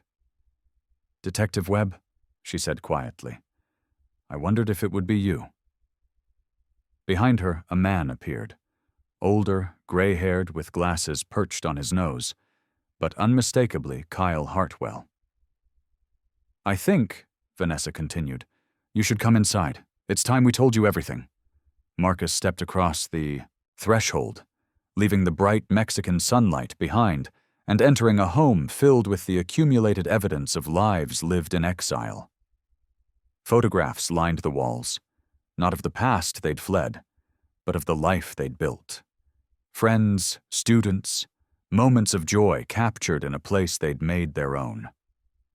They settled in a living room that was simple but comfortable, filled with books and art. Vanessa made coffee with trembling hands while Kyle sat across from Marcus, his expression a mixture of fear and relief. "How did you find us?" Kyle asked. "A photograph. Playa del Carmen, 2007. It was found at an estate sale in Phoenix, Dolores Kemp's estate." Vanessa's hand stilled on the coffee pot. "Dolores is dead. 6 months ago. Heart failure. She kept your letters, your photographs, everything that led me here." Kyle closed his eyes. "We asked her to destroy them. Every letter we begged her to burn them after reading. But Dolores was sentimental. She couldn't let go. Your families think you're dead," Marcus said. "Your mother, Vanessa, has spent 32 years in mourning. She has a memorial garden for you." Tears streamed down Vanessa's face. "Do you think I don't know that? Do you think I haven't lived with that guilt every single day?" "Then why? Why put them through that?" Kyle stood and walked to a bookshelf, pulling out a folder Marcus recognized, the kind lawyers use for important documents. "Because your brother gave us a choice, Detective. Disappear or die. And we believed him." Marcus took the folder. Inside were documents, photocopies of files from TerraSoft Solutions showing contamination data that had been altered, reports that had been falsified, correspondence between Gerald Kemp and government officials that suggested bribery and corruption, evidence of crimes that would have sent Gerald to prison for years. "I found these files by accident," Kyle explained. "I was doing routine maintenance on the company servers and discovered a hidden directory. When I realized what I was looking at, I copied everything. I thought I was being careful, but Gerald had monitoring software I didn't know about. He knew within hours that I'd accessed the files." Vanessa sat beside her husband, taking his hand. "Gerald came to our apartment 3 days before the wedding. He told Kyle that if the files ever surfaced, he would make sure Kyle was implicated as the one who'd done the falsification. He'd ruin Kyle's career, have him arrested, destroy any credibility he had. But that wasn't the worst threat." "He threatened you," Marcus said to Vanessa. "He said accidents happen to young brides, drunk drivers, home invasions, tragic deaths that police never quite solve. He was very specific about what could happen to me, to Kyle's father, to my parents. He made it clear that everyone we loved would pay if Kyle didn't cooperate." Kyle's voice had gone hollow. "He gave us the camping trip as our opportunity. He said Dolores would meet us there, that she would help us disappear, and that if we cooperated, our families would stay safe. If we refused, or if we ever tried to come back, everyone we loved would suffer." "So we went," Vanessa continued. "We staged the campsite to look like we'd been swept away by the river. Dolores helped us. She brought supplies, a van, money. She drove us to California, got us across the border into Mexico. We've been here ever since." Marcus absorbed this, his years of experience telling him they were telling the truth. The fear in their eyes, the weight of decades of guilt and grief. These weren't things people could fake convincingly. "The evidence you copied," Marcus said. "Where is it now?" "With our lawyer in Mexico City. If we fail to check in by December 1st each year, he's instructed to send copies to the FBI the EPA, and the media, along with a full written account of what happened. It's our insurance policy against Gerald trying to silence us permanently. When was your last check-in? December 1st, 2023. We have until December 1st, 2024. Kyle looked at his watch. That's 9 weeks from now. Marcus pulled out his phone and showed them a photograph he'd taken of one of Dolores's later letters. Your insurance policy may not be enough. Gerald visited Dolores shortly before she died. The wire transfers to her account stopped in December 2019.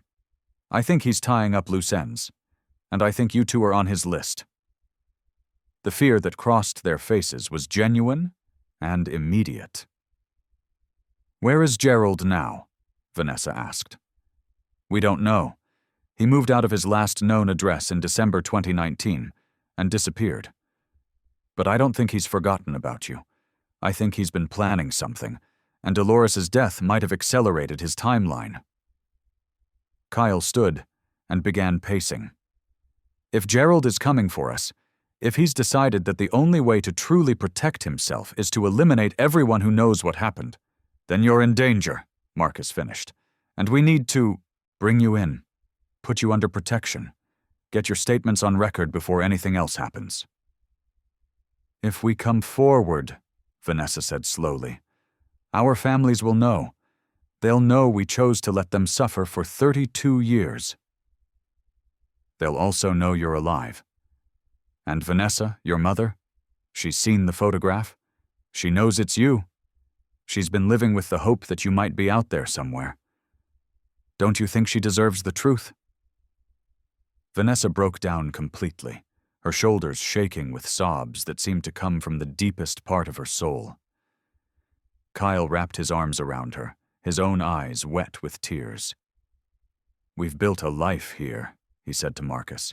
We have friends, purpose, peace. If we go back, all of that ends. We'll face fraud charges, possibly others. Our families will hate us for what we've done. Or they'll understand that you were victims too, that you made impossible choices under impossible circumstances. Marcus stood and approached them. I can't promise you won't face legal consequences. I can't promise your families will forgive you. But I can promise that staying here, hoping Gerald Kemp forgets about you, is more dangerous than coming forward. Let me help you do this the right way. Kyle and Vanessa looked at each other, and in their expressions Marcus saw 32 years of exile, of grief, of love that had somehow survived the worst circumstances imaginable. Finally, Vanessa nodded. We'll come with you. But please, Detective Webb, when you tell our families, help them understand. We didn't want this. We never wanted any of this. I'll do my best, Marcus promised. As he made calls to arrange their transport back to the United States, Marcus looked out at the view from their terrace. The beautiful colonial town spread out below, the life they'd built in hiding, all about to end so the truth could finally emerge. Sometimes justice came with a cost that seemed almost too high to bear, but it came nonetheless, patient and inevitable, waiting 32 years for a single photograph to unlock a mystery that had haunted too many people for too long. The journey back to the United States took 2 days to arrange properly. Marcus coordinated with the FBI, the Mexican authorities, and the Portland Police Department to ensure that Kyle and Vanessa Hartwell would be taken into protective custody rather than immediately arrested. Agent Torres helped expedite their travel documents. They were traveling under their false identities of Martin and Elena Reyes, names they'd used for so long that Vanessa had admitted they sometimes forgot to respond to their real names. During those 2 days, Marcus interviewed them extensively, recording their full account of what had happened in September 1992. The story that emerged was even more disturbing than he'd imagined. They sat in a safe house the FBI maintained in Mexico City, a nondescript apartment in a middle-class neighborhood where they wouldn't draw. Attention! Vanessa spoke first, her voice steady now that the initial shock of discovery had passed. We were so young, she began, 24 and 26. We thought we understood the world, thought we could navigate it with our principles intact. Kyle had this beautiful naivety about him. He genuinely believed that exposing the truth was always the right choice, that the system would protect whistleblowers. Kyle took over the narrative. When I found those files, I spent 3 days trying to figure out what to do. The data TerraSoft was providing to the EPA was completely fabricated. Sites that showed dangerous levels of contamination, heavy metals, carcinogens, industrial waste, were being certified as clean. Communities were being told their water was safe when it wasn't. Children were playing in soil that contained toxins at levels that could cause cancer, developmental problems, neurological damage. "Why didn't you go directly to the authorities?" Marcus asked, though he suspected he knew the answer. "I tried.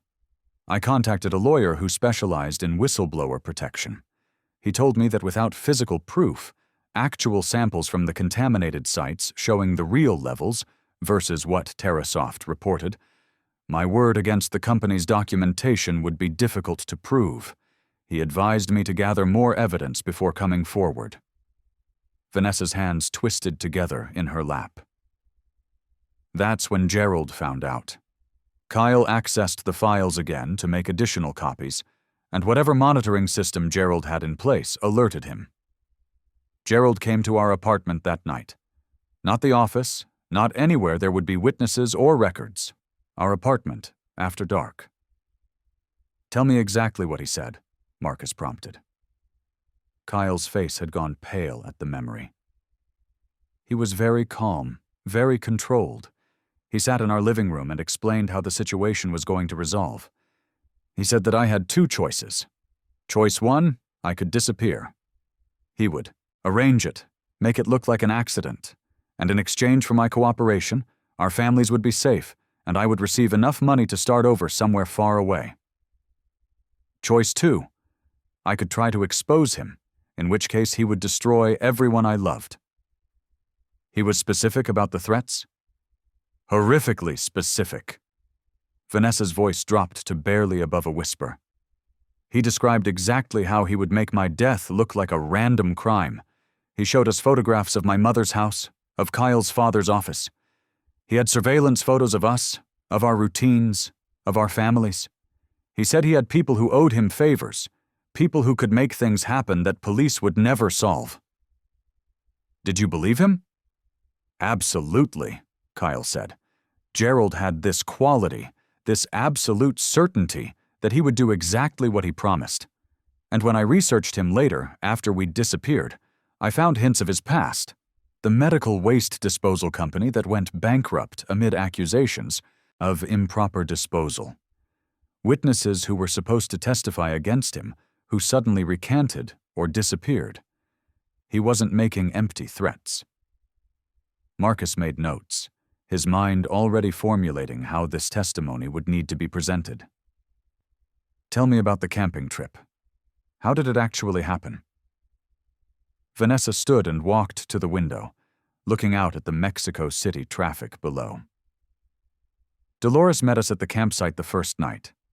She arrived around midnight in a van, parked on that service road a witness mentioned seeing.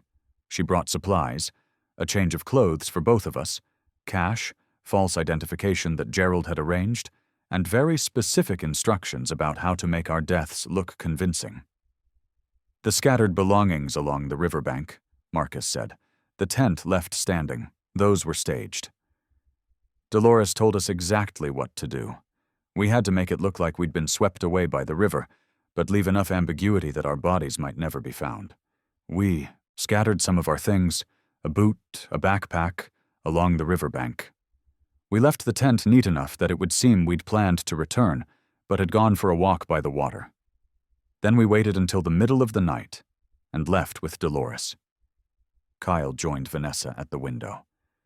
The worst part was knowing that in a few hours, someone would find the campsite and raise the alarm, that our parents would be notified, that search teams would be looking for our bodies while we were hiding in the back of a van driving south toward California.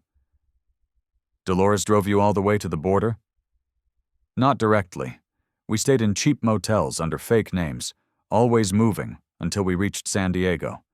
Dolores had a contact there, someone who helped us cross into Tijuana with our false documents. Once we were in Mexico, we were on our own. Gerald had provided enough money to last us a few months, and we were supposed to disappear into the country and never contact anyone from our old lives again. But Dolores maintained contact with you, Marcus observed. Vanessa nodded. She felt guilty, I think. She was Gerald's sister, but she wasn't like him. She'd helped us because Gerald had something on her, too. I never learned what, but she was trapped in her own way.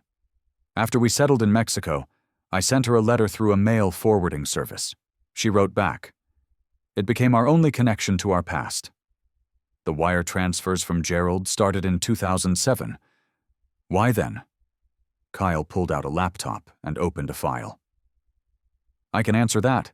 In 2006, there was a news story about elevated cancer rates in communities near one of the Superfund sites TerraSoft had certified as clean. The EPA launched a new investigation, and suddenly the old TerraSoft case was being re-examined. I think Gerald got nervous that the falsified data might be discovered, that investigators might start looking for people who'd worked at the company and could provide testimony. So he tracked you down. He found Dolores first. By that time, we'd been sending her letters for years. I don't know how he pressured her, but she gave him our general location. In early 2007, we received a package with no return address. Inside was a newspaper clipping about the cancer investigation and a note. Remember our agreement. Stay disappeared, stay silent, or consequences follow. Monthly payments will resume to ensure your comfort and continued cooperation. Marcus felt a cold anger building. He was paying you to stay hidden. Blood money, Vanessa said bitterly. Every month, $1,500 appeared in a bank account Dolores had set up for us. We could have refused it, but we were struggling financially, and we told ourselves we'd earned it for the life we'd given up. It was easier than admitting we were still being controlled by the man we'd run from. The payment stopped in December 2019. What happened? Kyle and Vanessa exchanged glances. We don't know for certain. The money just stopped coming. We tried to contact Dolores, but she didn't respond to our letters. We assumed she was ill or that something had happened to her. When months passed with no word, we went to our lawyer and updated our instructions. If anything happened to us, if we failed to check in, the evidence goes public.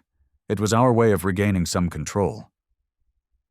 Marcus pulled out his phone and showed them a photograph Officer Morales had sent him, a surveillance image from a bank in Bellingham, Washington, showing an elderly man using an ATM.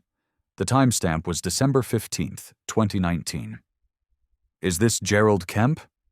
Kyle studied the image and nodded slowly. That's him. Older, but yes.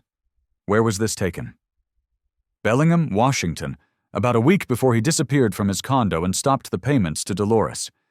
I think something happened in December 2019 that changed Gerald's calculations. He decided the arrangement wasn't safe anymore. Vanessa's face had gone pale. You think he's coming for us? I think he was tying up loose ends, and I think Dolores's death might have been more than just heart failure. I've requested her autopsy records to be reviewed, but it will take time. Marcus stood and faced them both. Which is why we need to move quickly. If Gerald knows Dolores is dead, he might assume you'll panic and come forward. He might decide to eliminate you before you can testify. How would he even find us? Kyle asked. We've been careful. We don't use our real names. We have no connection to our old lives. Except you do. Your lawyer in Mexico City. Your annual check-ins. Gerald is smart enough to know you'd set up some kind of insurance policy. If he wanted to find you, all he'd need to do is watch for patterns. Americans checking in with lawyers annually, always in early December. Mexico City isn't that big a legal community. The realization settled over them like a heavy blanket.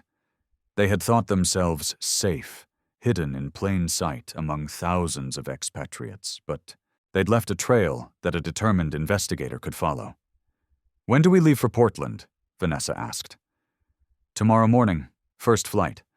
I've arranged for FBI agents to escort us, and there will be police protection when we arrive.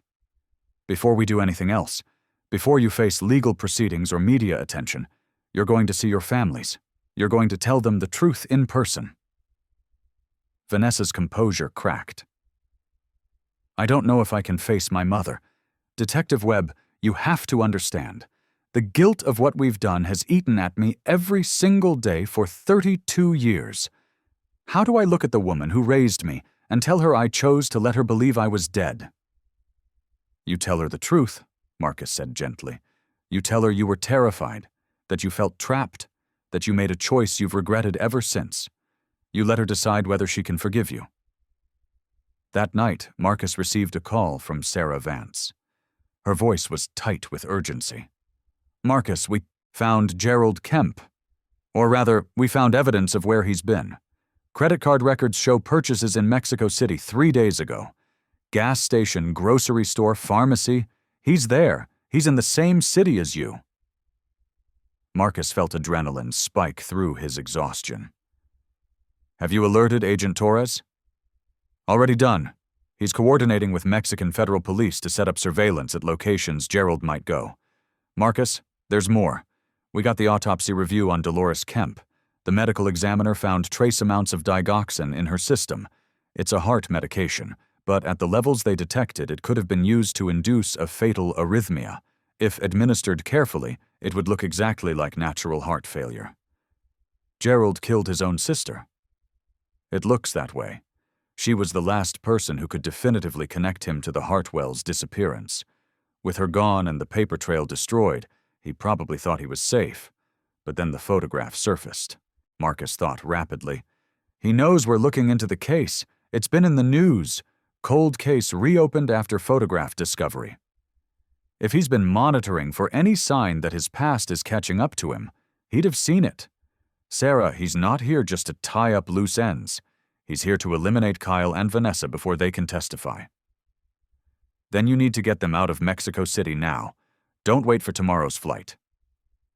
Marcus ended the call and immediately contacted Agent Torres, who arrived at the safe house within 30 minutes with additional security. They made the decision to move Kyle and Vanessa to a different location immediately, a hotel near the airport where they could maintain tighter security until the flight departed. As they prepared to leave, Marcus noticed Kyle staring at his laptop screen, his face drained of color. "What is it?" Kyle turned the laptop toward Marcus. On the screen was an email that had just arrived in Kyle's account, sent from an anonymous address. "After 32 years, did you really think you could stop running? Mexico City is beautiful this time of year. I especially enjoy the view from the Condesa neighborhood. So many Americans come and go from that FBI safe house on Calle Amsterdam. See you soon." Jam. They'd been found. Agent Torres reacted instantly, pulling his weapon and moving to the window. "We need to evacuate now. He knows this location." They moved quickly, Torres and 2 other agents forming a protective circle around Kyle and Vanessa as they descended to the parking garage. Marcus stayed close, his hand resting on the service weapon he'd been authorized to carry during this investigation. The garage was dim and quiet, their footsteps echoing off concrete walls. They were 20 feet from the waiting SUVs when a figure stepped out from behind a pillar. Gerald Kemp looked nothing like his driver's license photo from 2018. He'd aged dramatically, become gaunt and hollow-cheeked, his skin with the grayish pallor of serious illness. But his eyes were bright with a feverish intensity, and the gun in his hand was steady. "Hello, Kyle. Vanessa, it's been a long time." Torres and his agents had their weapons drawn immediately, creating a standoff in the underground garage. "Mr. Kemp, put down the weapon. You're surrounded by federal agents. There's no way this ends well for you." Gerald's laugh was harsh and bitter. "Nothing has ended well for me since Kyle here decided to be a hero. My company destroyed, my reputation ruined, decades of looking over my shoulder waiting for evidence to surface. And now, when I'm dying anyway, He gestured to his emaciated frame. I find out that 2 people I thought I'd successfully buried are still alive and ready to talk. Gerald, please, Vanessa said, her voice shaking. We've kept silent for 32 years. We'll keep the secret. Just let us go. The secret is already out. A retired detective finds a photograph, and suddenly the whole house of cards starts falling. Dolores is dead. Did you know that? My own sister, and I had to kill her because she kept your letters, kept your photographs, couldn't let go of the sentimental connection she had to you. Marcus spoke carefully, keeping his voice calm. Gerald, you're ill. Lung cancer, if I had to guess from your appearance. You've got maybe months left. Do you really want to spend them in prison? Because that's where this ends if you hurt anyone here. Prison, Detective Webb? I'll be dead before any trial concludes. At least this way I ensure that the truth dies with me. His finger tightened on the trigger, the gun aimed directly at Kyle. The shot that rang out didn't come from Gerald's gun. Agent Torres had fired, his training and reflexes faster than the dying man's intent. Gerald Kemp collapsed to the concrete, the gun clattering away from his hand. Torres and the other agents moved immediately to secure the weapon and assess Gerald's wound. Marcus pulled Kyle and Vanessa back, shielding them from the sight of their tormentor bleeding on the garage floor. Is he? Vanessa couldn't finish the question. He's alive, Torres called out. Shoulder wound. We need medical immediately. Paramedics arrived within minutes, along with Mexican federal police. Gerald Kemp was stabilized and taken into custody, conscious enough to curse Kyle and Vanessa as he was loaded into the ambulance, still insisting that they had ruined his life by refusing to be complicit in his crimes. In the aftermath, as statements were taken and reports filed, Marcus sat with Kyle and Vanessa in a secured room at the FBI office. They were both in shock, trembling from the adrenaline and the proximity to death they'd just experienced. It's really over, Kyle said softly. After 32 years of running, of hiding, of fear, it's finally over. Not quite, Marcus corrected gently. You still have to face the consequences of the choices you made, but yes, the threat is over. Gerald, Kemp will spend whatever time he has left in custody, and his crimes will be exposed. Vanessa looked at Marcus with red-rimmed eyes. What happens to us now? Now, Marcus said, you go home, you face your families, you tell your truth, and you let the legal system determine what comes next. But Vanessa, Kyle, you get to do it alive, and you get to do it together. That's more than a lot of people in your situation get. The flight to Portland departed at dawn the next morning. Marcus sat across the aisle from Kyle and Vanessa, watching them hold hands and stare out the window as Mexico fell away beneath them, and they flew north toward a reckoning 3 decades in the making. 6 months after Kyle and Vanessa Hartwell returned from the dead, Marcus Webb stood in Patricia Cooper's garden, watching mother and daughter embrace for what must have been the 100th time since their reunion. The memorial bench with Vanessa's name had been removed, replaced with rose bushes that Patricia tended daily, telling anyone who asked that they represented rebirth and second chances. The legal proceedings had been complex, but in the end, more merciful than Marcus had expected. The district attorney, after reviewing the full scope of Gerald Kemp's threats and the evidence of corporate fraud that Kyle had preserved, had declined to prosecute the Hartwells for insurance fraud. The insurance companies had agreed to settle the matter for repayment of the original death benefits. Richard Hartwell had returned his son's payout, plus interest, and Patricia Cooper had done the same with Vanessa's policy. Kyle and Vanessa had both pleaded guilty to filing false documents related to their false identities, receiving suspended sentences and probation. The judge, an older woman who had listened carefully to their testimony, had stated from the bench that sometimes the law had to acknowledge that people facing impossible choices shouldn't be punished for choosing survival. Gerald, Kemp had lived just long enough to be formally charged with the murder of Dolores Kemp, attempted murder of Kyle and Vanessa Hartwell, corporate fraud, and a dozen other crimes spanning 4 decades. He died in a prison hospital 3 months after his arrest, taking with him whatever other secrets he'd accumulated over his criminal career. The evidence Kyle had preserved, the falsified contamination reports from TerraSoft Solutions, had been turned over to the EPA, triggering a massive reinvestigation of dozens of Superfund sites. Early findings suggested that at least 3 communities had been exposed to dangerous toxins because of Gerald's fraud. Lawsuits were pending, and some measure of justice was being pursued for people who had suffered, while Gerald Kemp profited. Marcus watched Vanessa help her mother prune a rosebush, their conversation too quiet for him to hear, but punctuated by occasional laughter. The reunion had been difficult.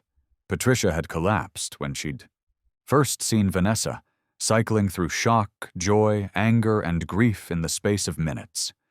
But in the weeks and months that followed, they had begun the slow process of rebuilding a relationship severed by 3 decades of absence. Kyle's reunion with his father had been more complicated. Richard Hartwell had been hospitalized for stress-related heart problems when he'd learned his son was alive. When they'd finally met, their conversation had lasted 6 hours, covering everything from Kyle's decision to disappear to Richard's regrets about the kind of father he'd been. They were still working on their relationship, still learning how to communicate without the weight of old resentments. But they were trying. Sarah Vance joined Marcus in the garden, carrying 2 cups of coffee from Patricia's kitchen. "How are you feeling about all this?" she asked. "Conflicted," Marcus admitted. "I spent 32 years believing I'd failed to solve a case. Turns out there was no case to solve. Just 2 scared kids who made the best choice they could under terrible circumstances. I should feel vindicated, but mostly I just feel sad for all the years they lost." "They're getting some of those years back now," Sarah observed, watching Vanessa and Patricia work together in the garden. "It's not the same as if they'd never left, but it's something." Marcus nodded. He'd attended several of the family therapy sessions the Hartwells and Coopers were engaged in, listening as Kyle and Vanessa described their years in Mexico, the poverty and fear of the early years, the gradual building of a new life, the constant awareness that everything could be taken away if Gerald decided to destroy them. They'd also shared the good parts, the friends they'd made in San Miguel de Allende, the students they'd taught, the community they'd been part of. They'd shown photographs of themselves laughing at festivals, teaching English classes, participating in art workshops. They'd had a life, even if it wasn't the life they'd planned. "What about you?" Sarah asked. "I heard the department wants to bring you back as a consultant on other cold cases." "I'm considering it. Turns out retirement is boring when you're not ready for it." Marcus smiled. "Besides, there are other families out there like the Coopers and the Hartwells, other people who deserve answers, even if those answers are complicated." His phone buzzed with a text from Officer Morales in Phoenix. She'd been keeping him updated on the final disposition of Dolores Kemp's estate. The message read, "Final item found in Kemp's safety deposit box. You need to see this." Attached was a photograph of a handwritten letter dated October 2024, just weeks before Dolores's death. "My dearest V&K, if you are reading this, I am gone, and I hope my passing was gentle. I write this knowing that the photograph I carelessly kept may have set in motion the very events I tried to prevent. Gerald visited me recently, and I saw in his eyes that he is planning something terrible. He is dying, and dying men often seek to take their secrets to the grave, even if it means taking other people with them. I have left instructions with my estate attorney to ensure that certain evidence reaches Detective Marcus Webb, the man who first investigated your disappearance. He struck me as thorough and fair when I researched him years ago, and I believe he will handle the truth with the care it deserves. You made choices under impossible circumstances. You survived when Gerald wanted you erased. You built lives worth living despite the grief you caused others. That takes strength I admire, even as I acknowledge the pain your survival has inflicted on those who loved you. My greatest regret is that I helped Gerald control you for so long. I told myself I was helping you stay safe, but the truth is I was complicit in his cruelty. I hope that in my death, I can give you something I couldn't give you in life, freedom from fear. Go home, tell your truth. Face the consequences with courage, and trust that love is stronger than the lies we tell to survive it. With affection and remorse, Dolores Marcus read the letter twice, feeling a deep sadness for a woman who had spent decades trapped between loyalty to her brother and compassion for the young couple he'd terrorized. In the end, she'd chosen to help them, even if it meant betraying Gerald from beyond the grave. He showed the letter to Sarah, who read it in silence. She knew, Sarah said quietly. She knew Gerald would come for them eventually, so she made sure we'd have what we needed to find them first. She was trying to atone, Marcus agreed. She couldn't undo what she'd helped Gerald do, but she could ensure that the truth survived even if she didn't. They stood together in the garden as the afternoon sun slanted through the trees, casting long shadows across the rose bushes. Inside the house, Marcus could see Kyle and Patricia sitting at the kitchen table, looking at old photo albums, Patricia showing Kyle pictures of Vanessa growing up, Kyle sharing printed photographs of their life in Mexico. There would be difficult days ahead. Therapy, legal complications, media attention that wouldn't fade quickly.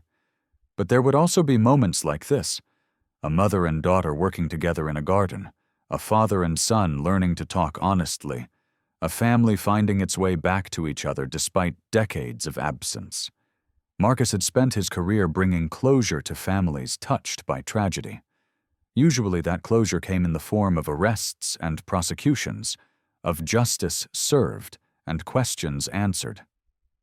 This case had given him a different kind of closure, the rare opportunity to reunite people who had been lost, to reveal that sometimes the dead could return, and that sometimes even the most painful truths were better than the alternative of not knowing. As he prepared to leave, Vanessa caught up with him at his car. She looked healthier than she had 6 months ago, less haunted, though the weight of her choices still showed in her eyes. Detective Webb, I wanted to thank you for finding us, for bringing us home, for helping our families understand. I was just doing my job, Marcus replied. No, Vanessa said firmly. You did more than that. You could have judged us, condemned us for what we did. Instead, you listened. You understood. That mercy meant everything. Marcus thought about the young couple who had fled into the night 32 years ago, terrified and desperate. He thought about the years they'd lost, the grief they'd caused, the impossible weight of their secret. And he thought about Gerald Kemp, a man whose crimes had rippled outward, destroying lives in ways that would take years to fully understand. We all make choices, Vanessa. Some of us are luckier than others in the choices we're forced to make. You and Kyle did the best you could with the options you had. That's all any of us can do.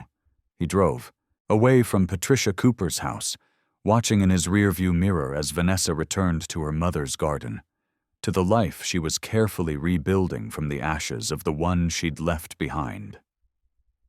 The Hartwell case would go into the record books as solved, not in the traditional sense of crimes prosecuted and justice served, but in the rarer form of mysteries unraveled and truths revealed.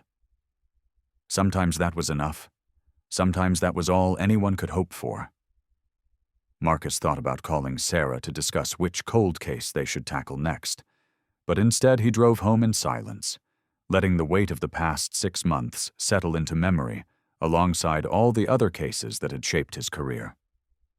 Some mysteries he'd learned didn't have neat solutions. Some ended with more questions than answers, more complexity than closure.